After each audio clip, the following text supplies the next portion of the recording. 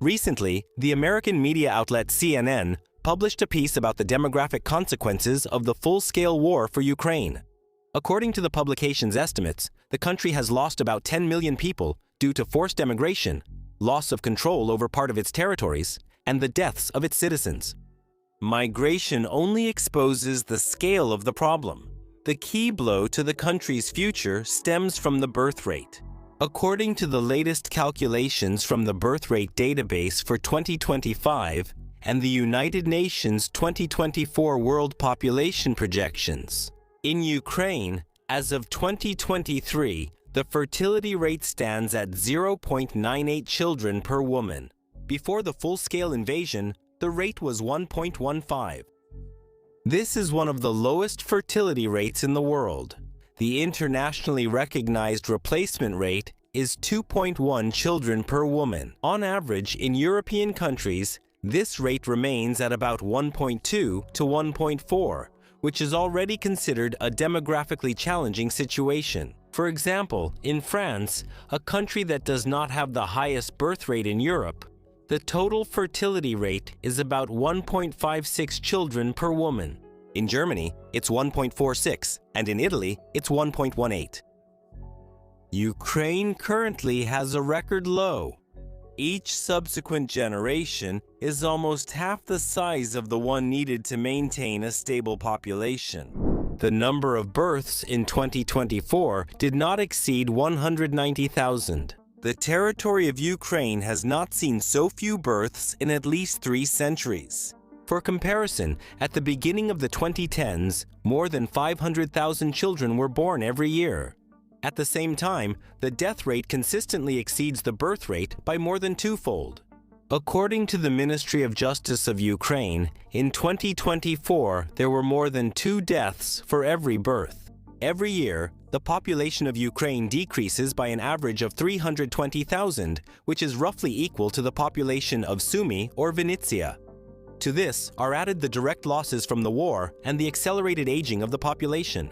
The proportion of people aged 60 and over is increasing, while the share of young people is decreasing. The age pyramid is gradually losing its shape, and the burden on the economically active generation is only increasing. If current trends continue, and the state does not change its demographic policy, by 2040, the population in government-controlled territory may decrease to 20 to 22 million people.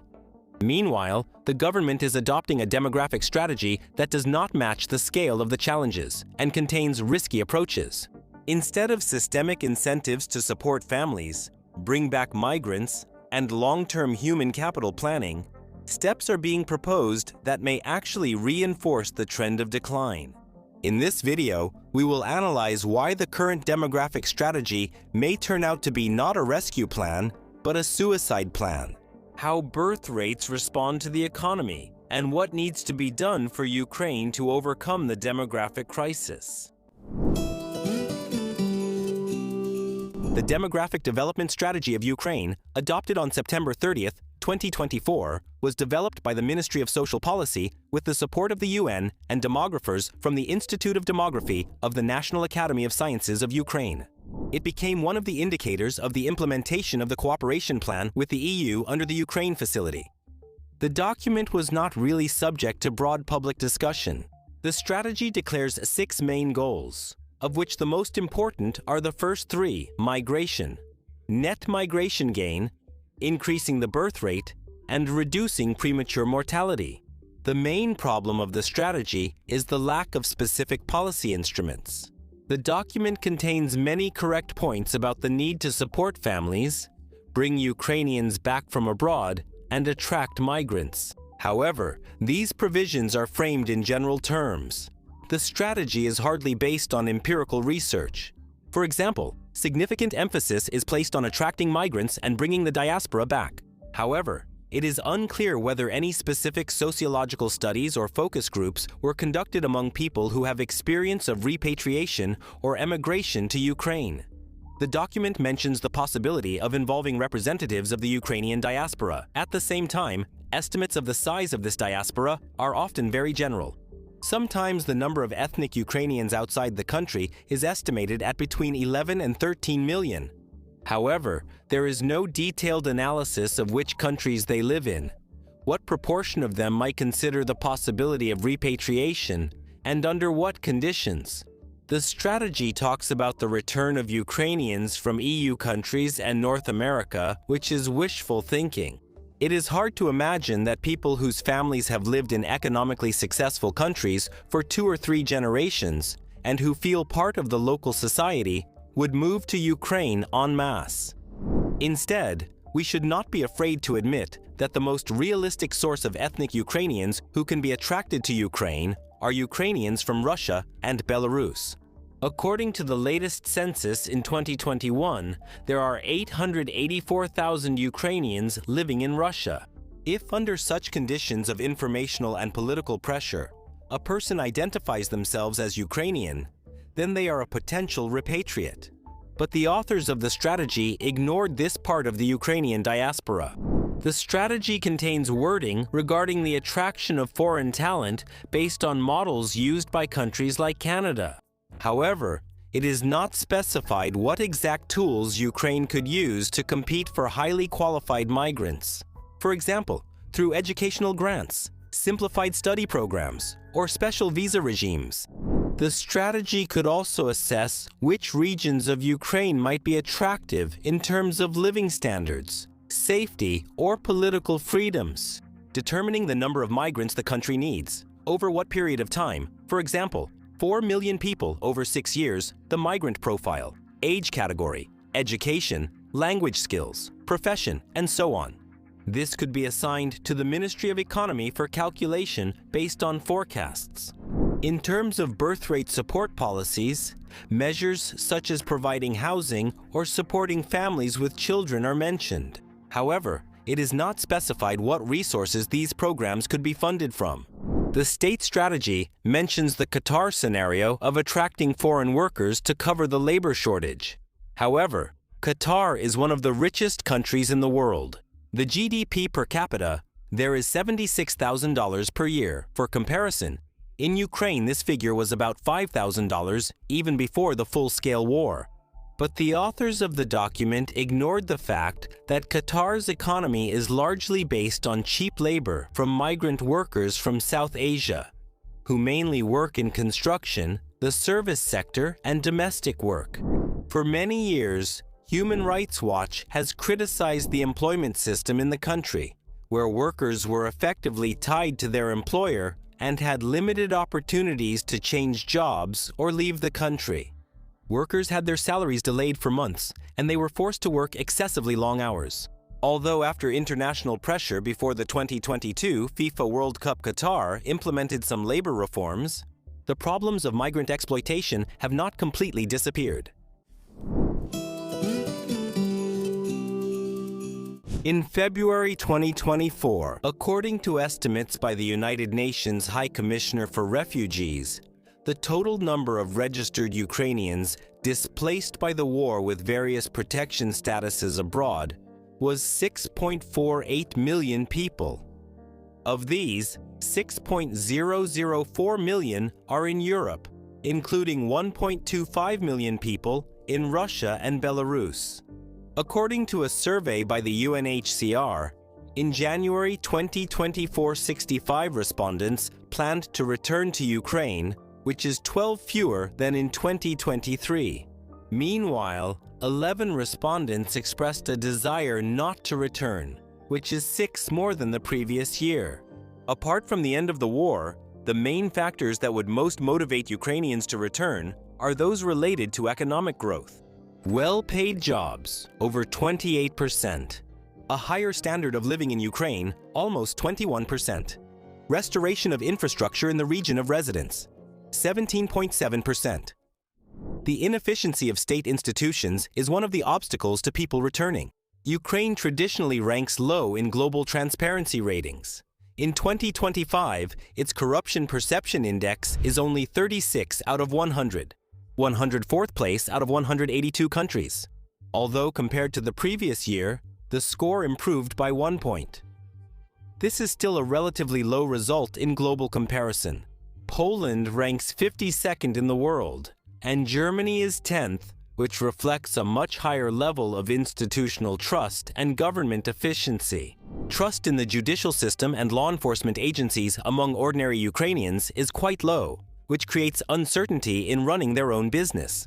According to the World Bank's Government Effectiveness Index, Ukraine has a relatively low score in government effectiveness, which measures the quality of public services, the professionalism of the bureaucracy, and the government's ability to implement policy. The score for Ukraine is 39.7 compared to 64.4 in Poland. Meanwhile, the willingness of refugees to return directly depends on the standard of living in Ukraine, as well as improvements in the rule of law and anti-corruption efforts. Realistically, if economic growth is stimulated, a maximum of 1.6 million people could return to Ukraine.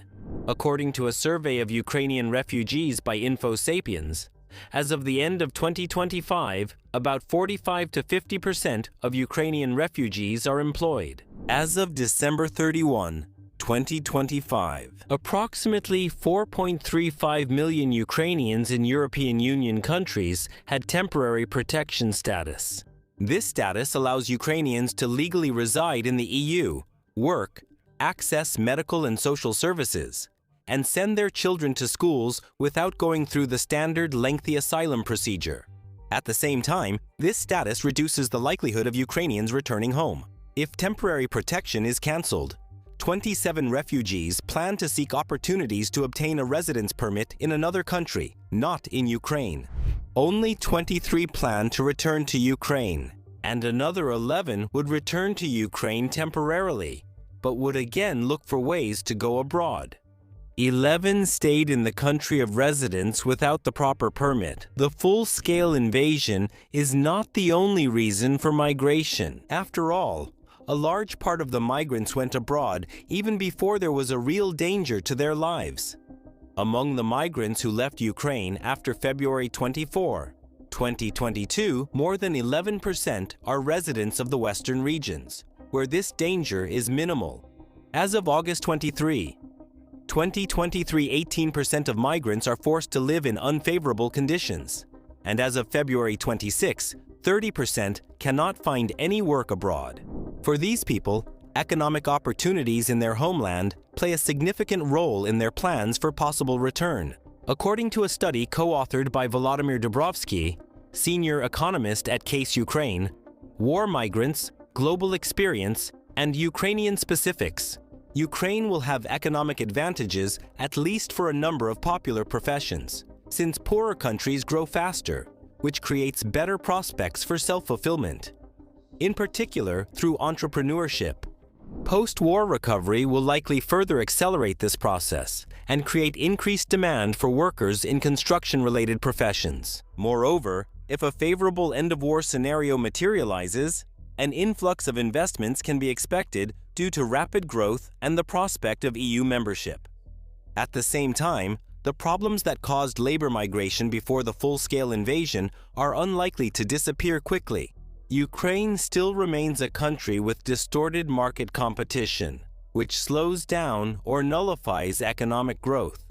This is also confirmed by the Economic Freedom Index. In 2025, the Heritage Foundation directly stated in Ukraine's profile that even before the full-scale invasion, the foundations of economic freedom in Ukraine were fragile. Weak protection of property rights, political interference in the legal system, corruption, bureaucratic barriers to investment and government influence on prices through state-owned enterprises. The latest available indicator for Ukraine in this series was 54 points out of 100 and 134th place in 2022. For comparison, Poland ranked 47th in 2025 and Germany 22nd. The National Revenue Strategy, adopted by the Cabinet of Ministers, provides for a significant deterioration of conditions for both entrepreneurs and employees, workers, and a move toward the worst examples of EU countries without any guarantee of transferring the best practices to Ukraine, which in those countries partially compensate for the burden of paying taxes and a stronger tax load. The risk of renewed war will restrain investment and capital accumulation. Also, under these scenarios, it will be difficult to ensure a competitive level of tax burden in Ukraine due to large defense expenditures, which will be compounded by demographic issues. The relatively low quality of higher and recently even secondary education will create unfavorable prospects for children. Thus, even in the best-case scenario, Ukraine will not be able to offer migrants clearly better economic conditions compared to their countries of residence. About 60% of migrants come from the south and east, regions where a significant part remains occupied or where active hostilities continue. 30% of migrants say that their homes have been destroyed, or they do not know what has happened to them. According to the World Bank's estimate, as of December 31, 2025, 13% of housing was damaged or destroyed, affecting more than 2.5 million households. $84 billion are needed to restore housing. Regardless of the scenario for ending the war, assistance with restoring or building housing is and will be necessary to ensure the return of migrants. If Ukraine does not make progress in anti-corruption reforms, such projects are accompanied by significant corruption risks. The best way to solve the housing problem is targeted cash compensation to those affected, or providing them with special housing vouchers for the amount of compensation, which can then be redeemed by developers or repair contractors. In the most favorable scenario of complete victory with restored security, we can cautiously expect the voluntary return of up to 54% of temporary migrants. In other scenarios for ending hostilities, the proportion of those willing to return will be a maximum of 40%. An element of the Ukrainian government's comprehensive efforts to bring migrants back could also be the so-called dual movement policy, which is based on the Norwegian experience of working with migrants. Refugees during the Yugoslav war in the 90s. Norway was able to simultaneously promote both the integration and repatriation of migrants. They were given full access to the labor market, education, social support, and standard integration programs, while the Norwegian government simultaneously continued to plan their organized return. The policy of rapid social and economic integration of migrants in countries of temporary residence, as it turned out, can benefit the country that wishes to have its citizens return. The new skills and work experience that migrants acquire abroad can be used to rebuild the country, especially considering the high demand for labor and skills during this particular period. Foreign experience shows that the return of refugees after a war depends not only on political appeals, but on a very specific set of conditions. Restoration of housing, return of property rights, access to jobs, schools, healthcare, and basic infrastructure. The example closest to the Ukrainian context is Bosnia and Herzegovina after the War of 1992-1995. By the end of July 2004, more than 1 million former refugees and internally displaced persons had returned to their homes out of more than 2 million people who were forced to leave their homes during the war. The key role here was played by property laws, which allowed pre-war owners to reclaim housing occupied by other people, as well as the reconstruction of houses. A similar policy was implemented in Croatia. By the end of 2007, more than 70,000 out of 195,000 houses destroyed during the war had been rebuilt in the country. In addition, the government launched the Housing Care Program for those who lost their previous housing rights.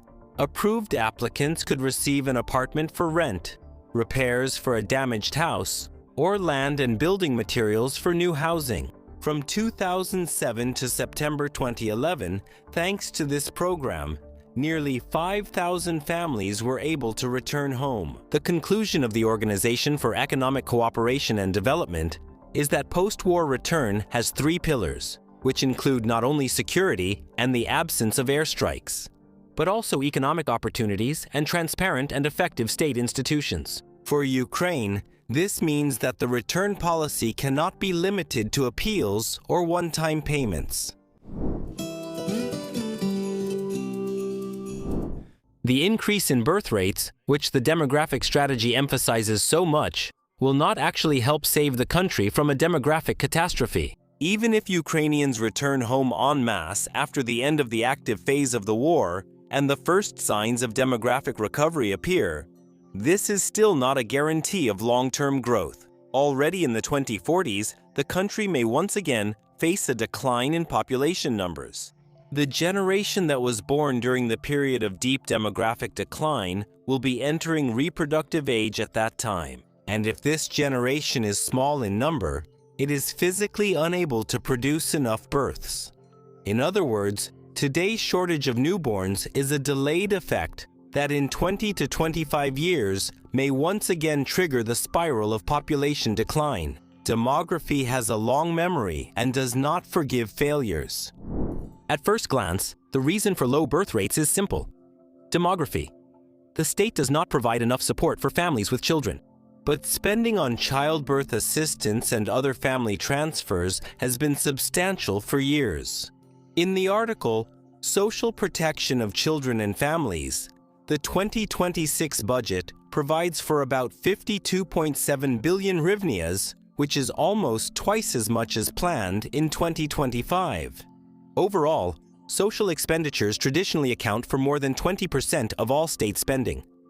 This reflects the level of responsibility and the degree of GDP redistribution by the state in Ukraine. The level was 45% and was not far behind Sweden, which redistributes about 49% of its GDP.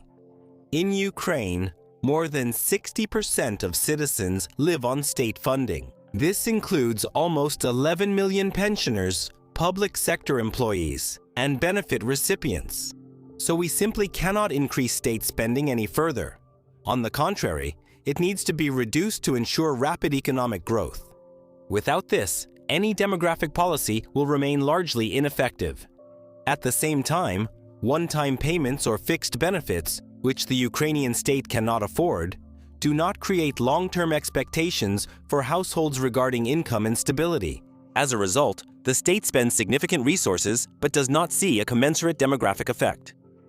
In Ukraine, for 11 years, the policy of stimulating birth rates was limited only to cash payments of 41,280 hryvnias and a baby package or monetary compensation for it.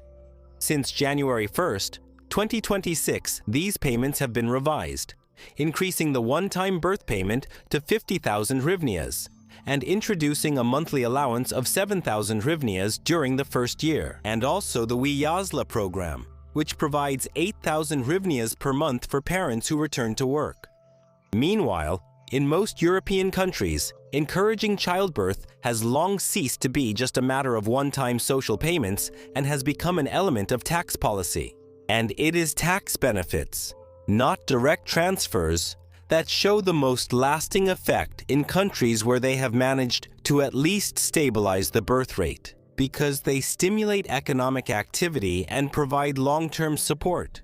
The Organization for Economic Cooperation and Development, in its report, shows that the difference between the taxes for a single person and the taxes for a family with 2 children can be between 15 and 20%. For example, in Poland, the effective rate for families with children drops to 10–12%, while for single individuals, it is 34%. After the introduction of a comprehensive family tax policy in Poland, the total fertility rate increased from 1.29 in 2015 to 1.45 in 2017. A similar model works in Ireland. According to data from the Irish Revenue Commissioners, the effective labor tax rate for married couples with children in Ireland is about 20%, while for single individuals, it exceeds 35%. An additional effect was a decrease in the level of child poverty. World Bank estimates show extreme poverty among families, with children dropped significantly after the program began.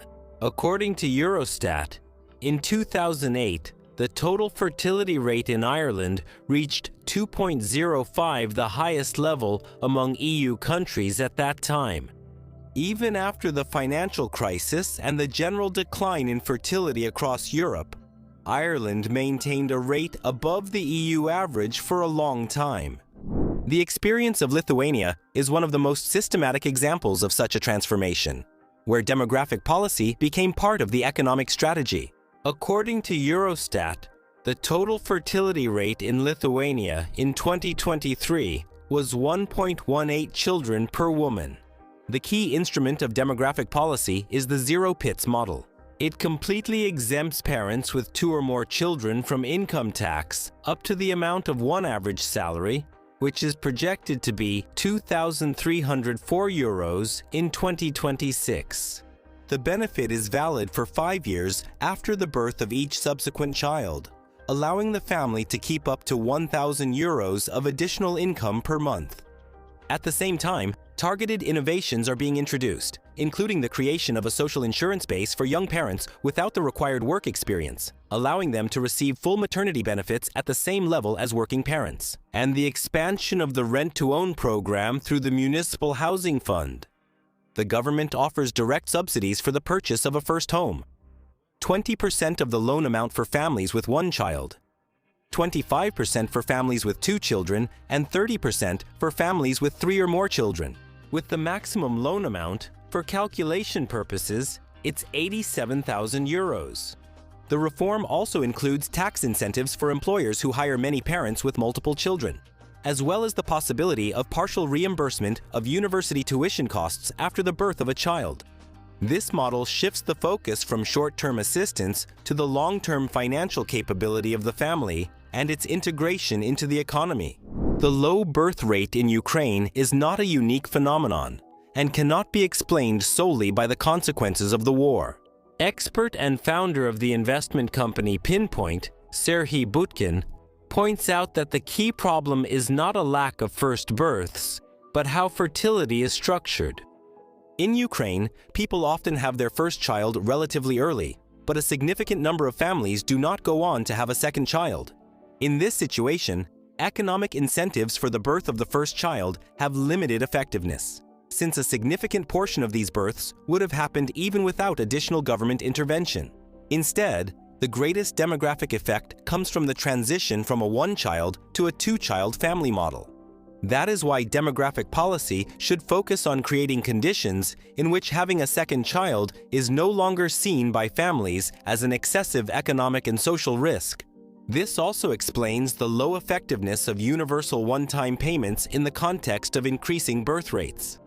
Although they can provide short-term financial support after the birth of a child, their impact on a household's strategic decisions about expanding the family remains minimal. The experience of Estonia is illustrative in this context. In 2018, the total fertility rate in the country reached 1.67, which was one of the highest figures in the region. But by 2023, it had dropped to about 1.31. This trend reflects the broader European tendency toward declining birth rates and at the same time demonstrates the need for constant improvement and flexibility in demographic policy. A key tool was the reform of parental benefits, which was introduced back in 2004 and significantly modernized between 2017 and 2022. It provides that the state compensates one of the parents up to 100% of their previous income for 18 months after the birth of a child. At the same time, the amount of this payment is capped at an upper limit, which in 2026 will be approximately €3,806 per month. An important innovation of the system is that if the next child is born within 30 months, the family retains the right to payments calculated based on the previous, higher level of income. Empirical studies show that this model not only shortened the intervals between births, but also increased the likelihood of having a second and third child by about 10 points compared to groups that did not have access to this mechanism. Estonia also has an effective model of family tax benefits. It amounts to €1,848 for the second child and €3,048 for the third and each subsequent child. In addition, targeted tax relief has been introduced by reducing the vehicle tax by up to €100 for each child under 19 years old. According to the findings of the Organization for Economic Cooperation and Development, Estonia is among the group of countries where the combination of generous benefits, a flexible labor market, and affordable childcare has had a statistically significant impact on increasing the birth rate. By the way, we recently released a video about how Estonia became the richest post-Soviet country thanks to expanding economic freedom. Against this background, MP Serhiy Hrivko's proposal for an additional tax for childless citizens in Ukraine looks absurd. Additional fiscal pressure on people without children does not create conditions for having a child. It only punishes them for not making that decision. According to analysis by the Organization for Economic Cooperation and Development, financial incentives through the tax system have a longer-term effect than one-time payments, as they influence households' expectations about future income. For Ukraine, this has an additional aspect of reducing the shadow economy. The shadow economy accounts for 30 to 50%, and in some sectors, 60%. And tax benefits for families with children can create an incentive to legalize income. If the amount of the tax deduction depends on officially declared income, households have a direct interest in working legally. If we set aside tax benefits, the key question remains: does economic growth itself affect birth rates? Historical examples show that it does, but under certain conditions. The first illustrative case is Ireland in the 1990s and the early 2000s. After large-scale structural reforms, opening the economy to investment, reducing unemployment, and a sharp increase in people's incomes, Ireland's GDP per capita grew almost threefold. Between 1995 and 2007, it increased from $19,000 to over $61,000. At the same time, the total fertility rate rose from 1.85 in 1995 to 2.1 in 2008, the highest level in the EU at that time. Studies show that improvements in the labor market and a decrease in economic uncertainty played a significant role in increasing birth rates, especially among women with an average income level. The effect did not appear immediately, but after several years of steady economic growth. The second example is Poland, after joining the EU in 2004. After the birth rate dropped to 1.23 in 2003, the figure gradually began to rise and reached 1.45. At the same time, there was a significant improvement in the labor market situation. Unemployment rapidly decreased from almost 20 in 2003 to 9.6 in 2010. The overall conclusion of the Organization for Economic Cooperation and Development study is that birth rates tend to stabilize or increase when three factors are combined: sustained economic growth over several years, a decrease in unemployment and employment stability, and a reduction in uncertainty about future income. For Ukraine, this means that the most powerful demographic stimulus may not be a separate social program, but a prolonged period of economic growth after the war. If real incomes grow, the labor market remains stable, and entrepreneurship develops, this will create a foundation for the partial stabilization of birth rates. According to United Nations forecasts, as of 2025, the global birth rate continues to decline, reaching an average of 16.1 births per 1,000 people.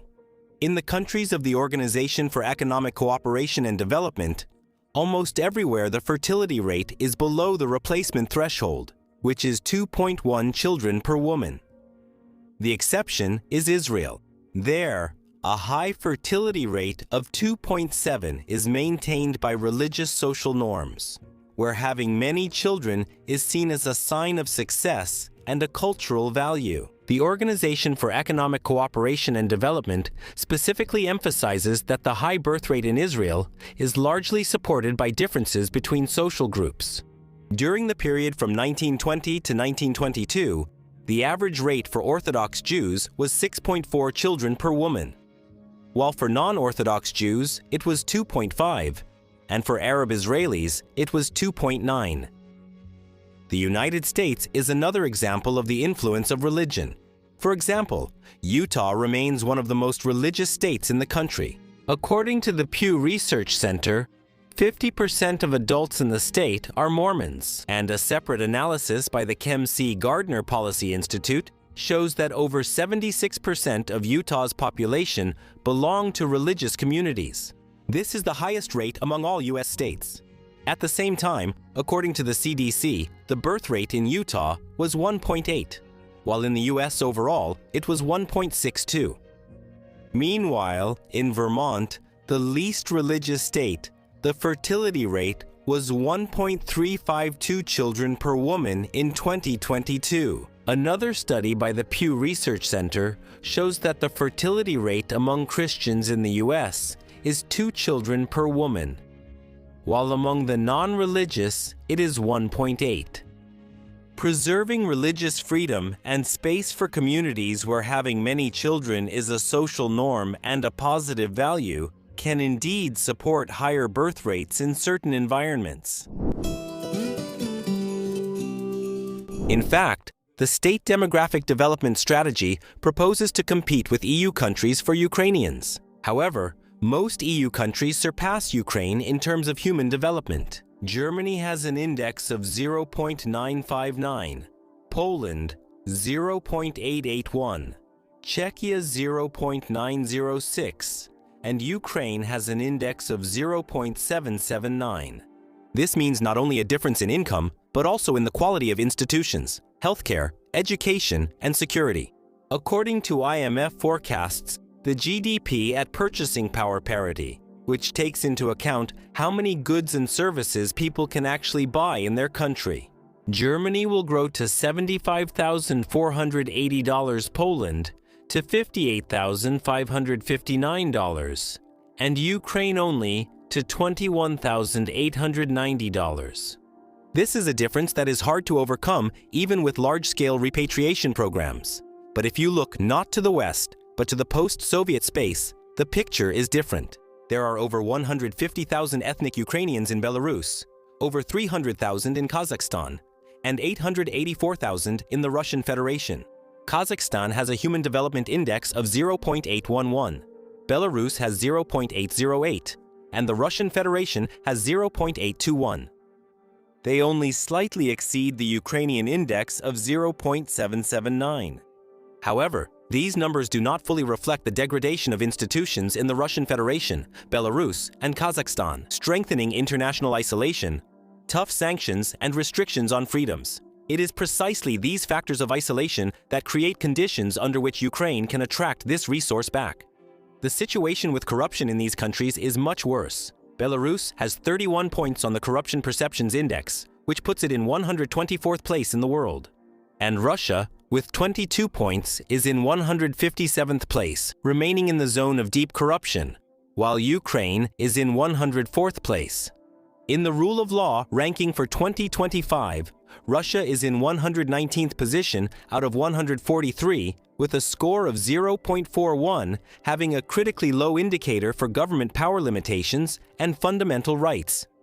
Ukraine is in 90th place, maintaining a balance between rights and limitation of power. Meanwhile, Kazakhstan is in 66th place, and Belarus is in 105th try.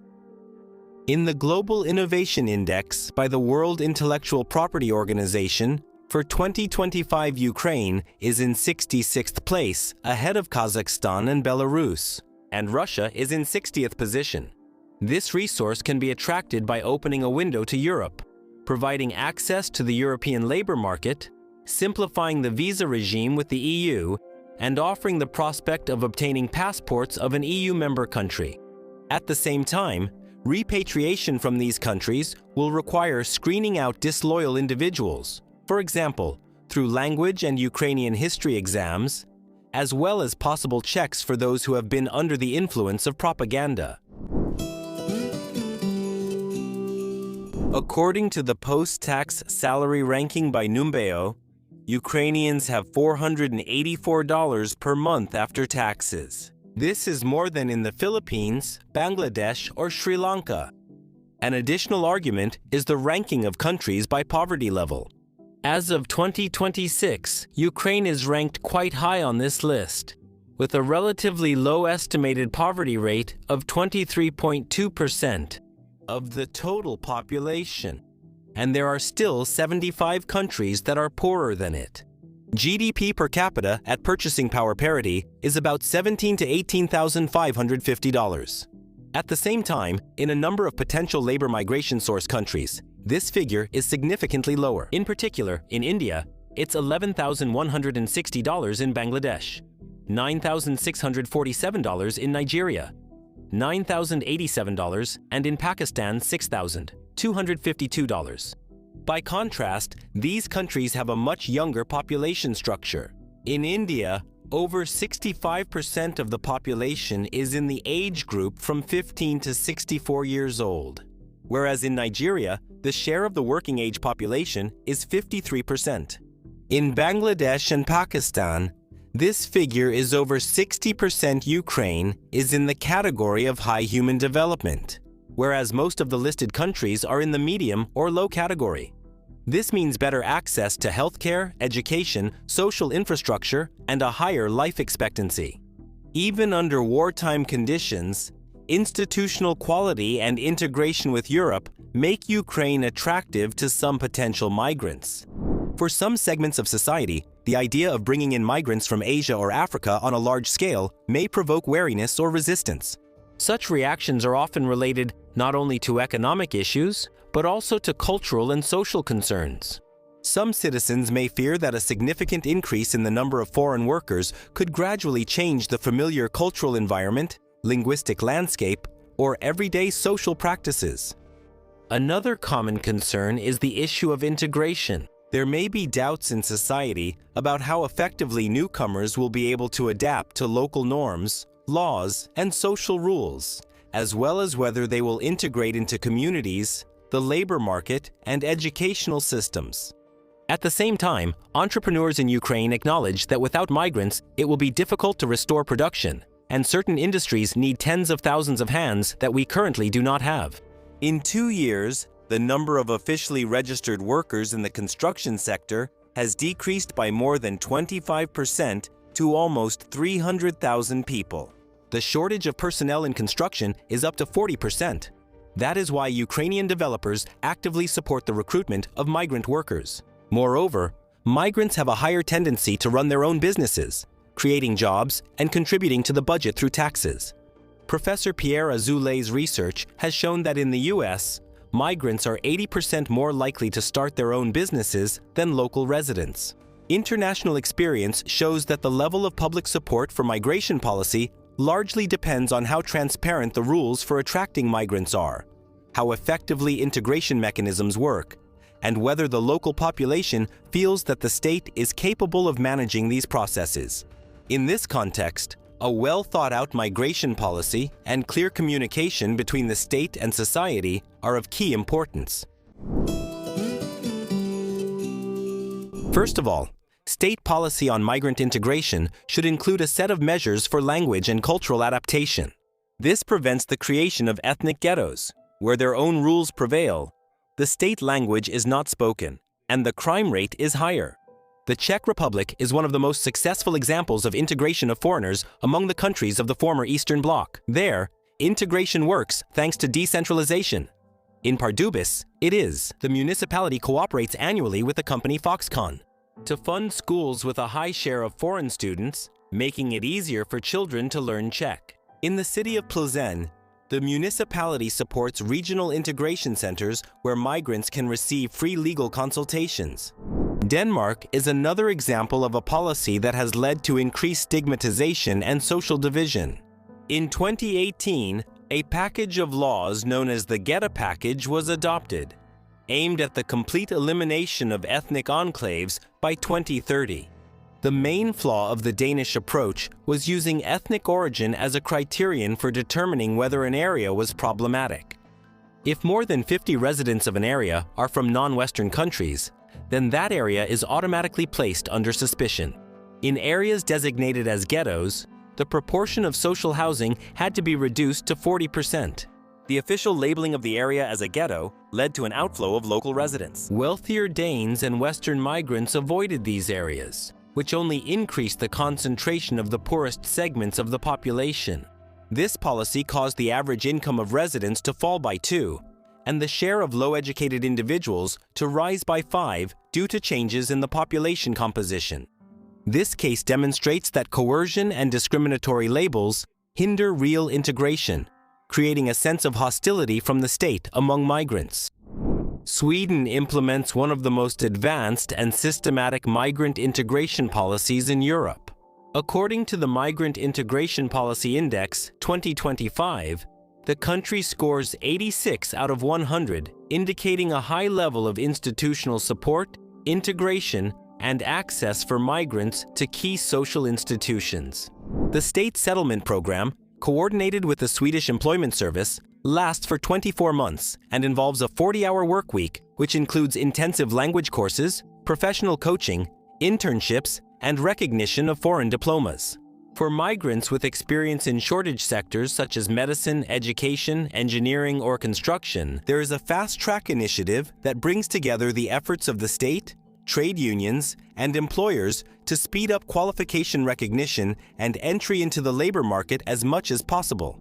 Employers receive incentives through the entry job program, which allows the state to cover up to 80% of the migrants' salary expenses during the first 12 months. Municipalities are responsible for practical inclusion through language cafes and strategic partnerships with businesses.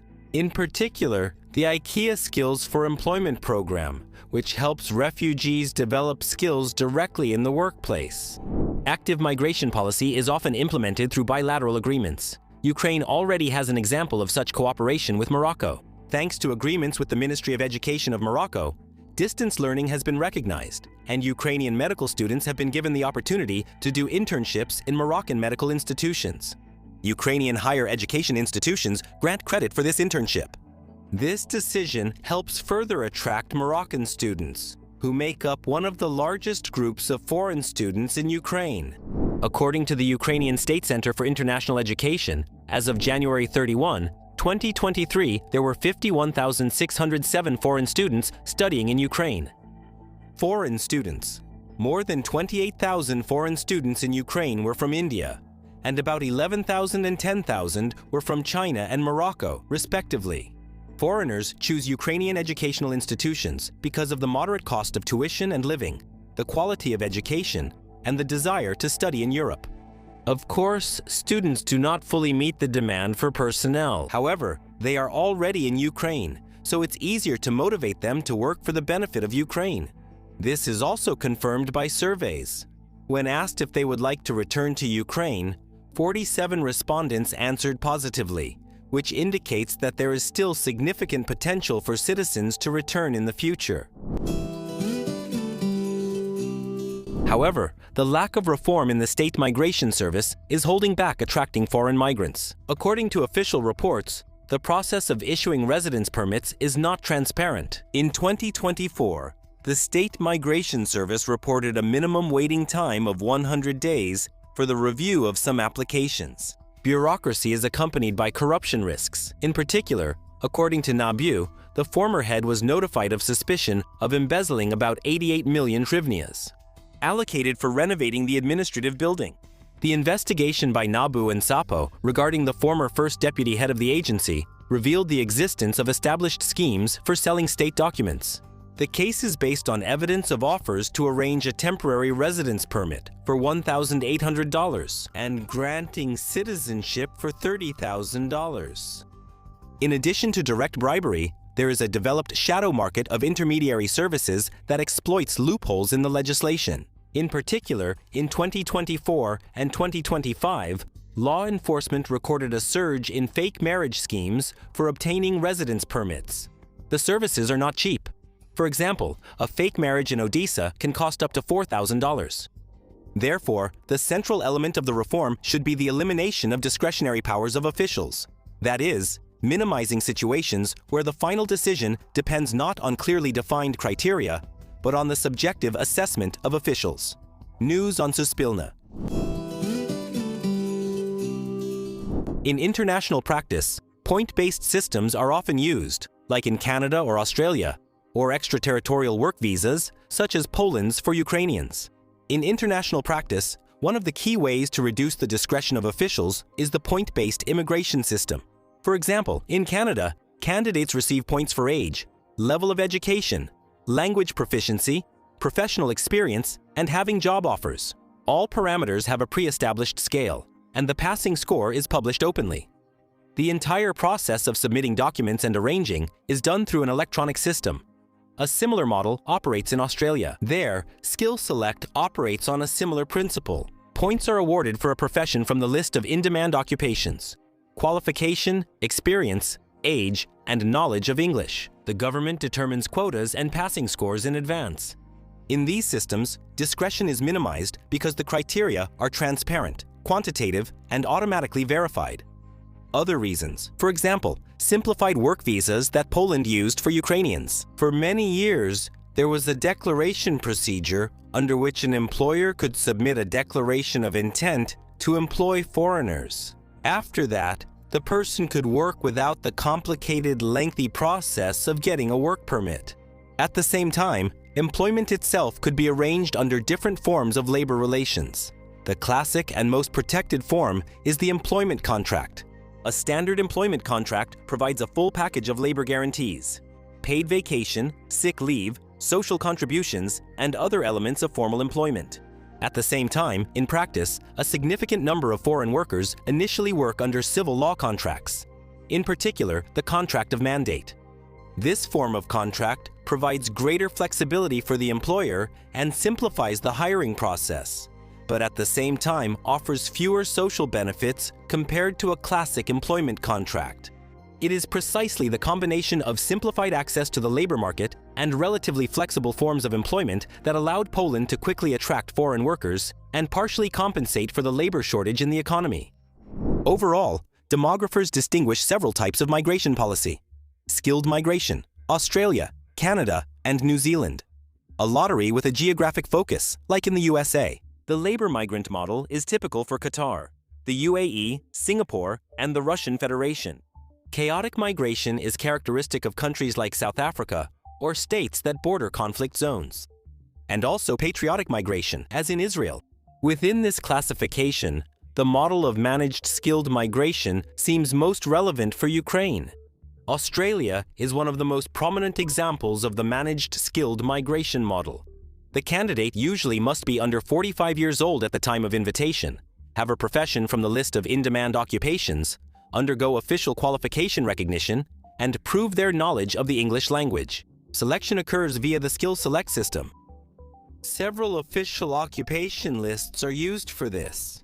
The list covers 456 occupations. Australia forms a list of occupations and qualifications needed by the country every year.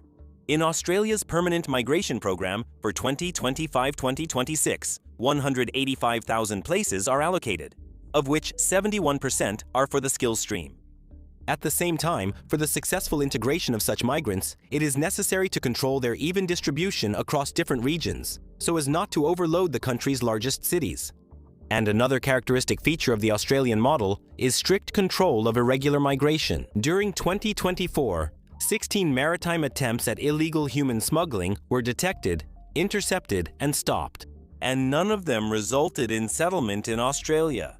It has been almost 11 years since the last successful attempt to reach Australia by sea. Ukraine's demographic recovery after the war is not limited to one-time payments for the birth of a child. First of all, the state must create economic conditions for investment and jobs through the rule of law, predictable regulations, competition, and reducing unnecessary bureaucracy. Secondly, closer cooperation with ethnic Ukrainians abroad is necessary, studying their needs and providing substantial informational support regarding housing, education, and employment for their return and reintegration. We need to compete for the return of Ukrainians not only with EU countries, but also with Kazakhstan, Belarus, and Russia. Thirdly, to support birth rates, it is necessary to encourage families to have a second child. This means focusing on affordable childcare, combining parenting with work, and providing tax benefits for families who are already raising one child. An example of such a policy can be taken from the models of Estonia and Lithuania. Fourthly, to overcome the labor shortage, Ukraine needs to build a system of managed skilled migration.